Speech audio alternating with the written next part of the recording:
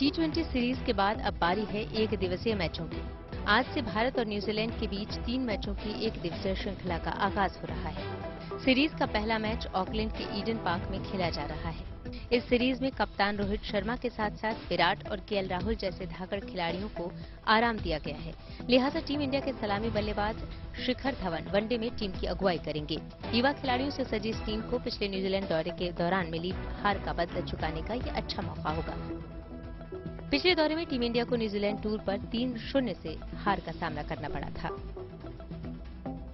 One day से पहले भारत और न्यूजीलैंड के बीच T20 सीरीज भी खेली गई थी, लेकिन बारिश के कारण सिर्फ एक ही मैच पूरा खेला जा सका था और टीम इंडिया ने 1-0 से सीरीज अपने नाम कर ली थी।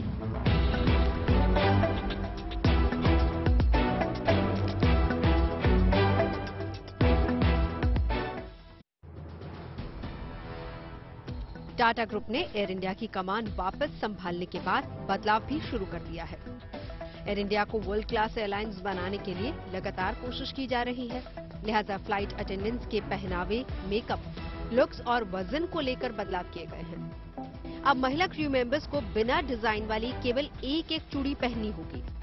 कान में केवल साधारण टॉप्स ही पहने होंगे। लंबी बालियां नहीं पहनने की सलाह दी गई है। उन्हें अब मोती की बालियां पहनने की अनुमति नहीं है।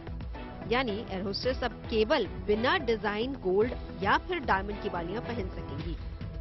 बिंदी का साइज भी तय कर दिया गया है। एयर होस्टेस केवल 0.5 सेंटीमीटर की बिंदी ही लगा पाएंगी।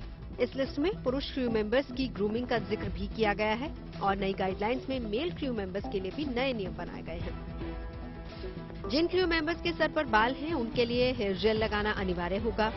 वहीं जिन क्रू मेंबर्स के बाल उड़े हुए हैं, यानी सर में बाल कम हैं, तो उन्हें अपना सर क्लीन शेव करना पड़ेगा। ये जीवन के नए पथ पर जोड़ों के कदम बढ़ाने की तस्वीरें हैं। एक तरफ वैदिक मंत्रोच्चार तो दूसरी तरफ कबूल है की आवाज। इन सब के बीच एक दो नहीं बल्कि पूरे 3003 जोड़े एक दूसरे के हो गए। गाजियाबाद के कमला नेहरू नगर में गुरुवार को सामूहिक विवाह का आयोजन किया गया, जहां भव्य रूप से पंजीकृत श्रमिकों की 3003 बेटियों का विवाह संपन्न हुआ। हिंदू रीति रिवाजों के हिसाब से 1850, जबकि मुस्लिम रिवाज से 1147 बेटियों की शादी हुई। 3 बेटियों के सिख और 3 की बौद्ध धर्म के हिसाब से शादी हुई। सामूहिक विवाह समारोह में गाजियाबाद के सांसद वीके सिंह, यूपी के मंत्री अनिल राजभर समेत 30,000 लोग शामिल हुए।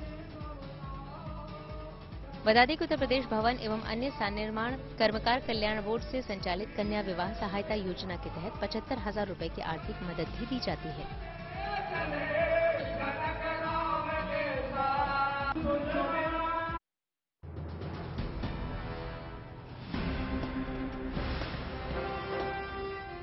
हिमाचल प्रदेश की पहाड़ियों पर बर्फ की चादर बिछने के बाद बड़ी संख्या में सैलानियों का शिमला पहुंचना शुरू हो गया है। पर्यटकों के यहां पहुंचने से होटल कारोबारियों के चेहरे खिल गए हैं। मॉल रोड के आसपास के होटलों में तो ऑक्यूपेंसी 90% तक पहुंच गई है। दिसंबर में क्रिसमस और न्यू ईयर के लिए तो होटलों में कमरों की एडवांस बुकिंग भी शुरू हो गई है। शिमला के साथ साथ कुफरी, नारकंडा, मशोबरा के होटल और होम स्टे की एडवांस बुकिंग तेजी से जारी है। सैलानियों को भी शिमला का मौसम अभी से लुभाने लगा है। मौसम बहुत अच्छा है। हमारे यहाँ थोड़ी ठंड है, इधर ठंड थोड़ी ज्यादा है। अच्छा लग रहा है यहाँ पर। वैसे हमने तो यही देखा, पहाड़ दिख रहे हैं, अच्छा लग रहा है। वैसे बहुत मौत, हाँ जाएंगे कहाँ, वैसे अभी तो। स्थानीय व्यवसायियों को उम्मीद है कि जैसे जैसे पहाड़ों पर बर्फबारी होगी, वैसे वैसे यहाँ पर्यटकों का आगमन बढ़ेगा।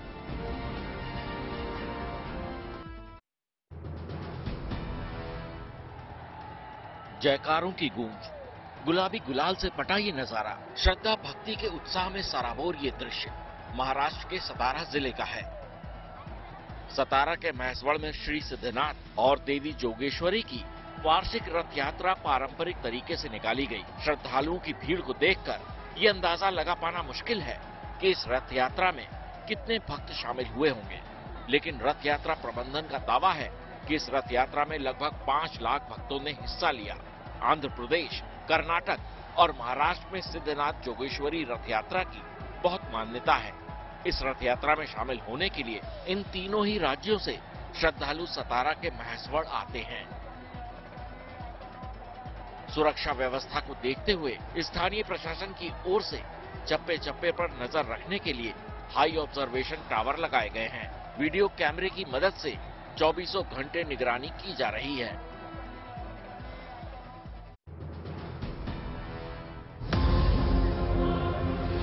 मुंबई से सटे कल्याणपुर की चिंचपाड़ा इलाके की श्री ओम दत्ता कृपा इमारत में सुबह 8:30 बजे के करीब एक तेंदुआ घुस गया।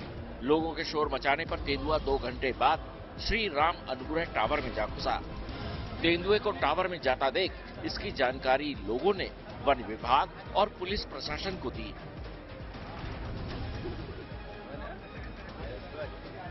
इमारत में रह रहे लोगों पर तेंदुए ने हमला किया और वे बुरी तरह जख्मी दिखे। मौके पर पहुंची रेस्क्यू टीम ने इमारत में फंसे जख्मी लोगों को सीढ़ियों की मदद से सुरक्षित बाहर निकाला।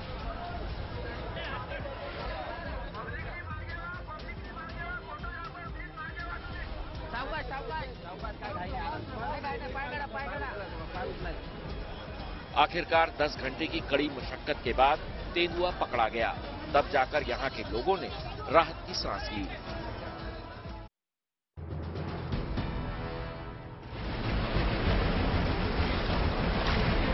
तेरह मिनट में बीजिंग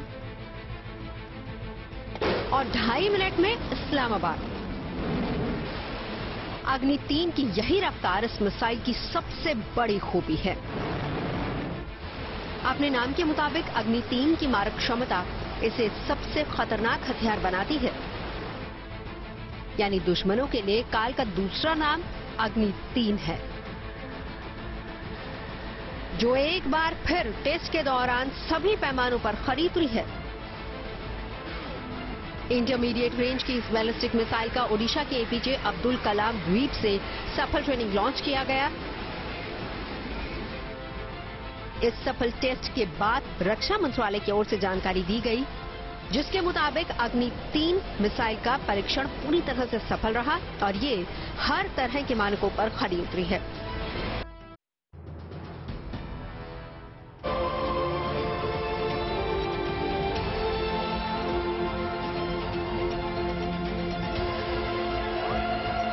अपनी खूबसूरती और भारत विरोधी एजेंडे के लिए अक्सर सुर्खियों में रही चीन की राजदूत हाउ यांकी की नेपाल से विदाई हो गई है। यानी अब नेपाल के सियासी लोगों को अपनी उंगलियों पर नहीं नचा पाएंगी हाउ यांकी।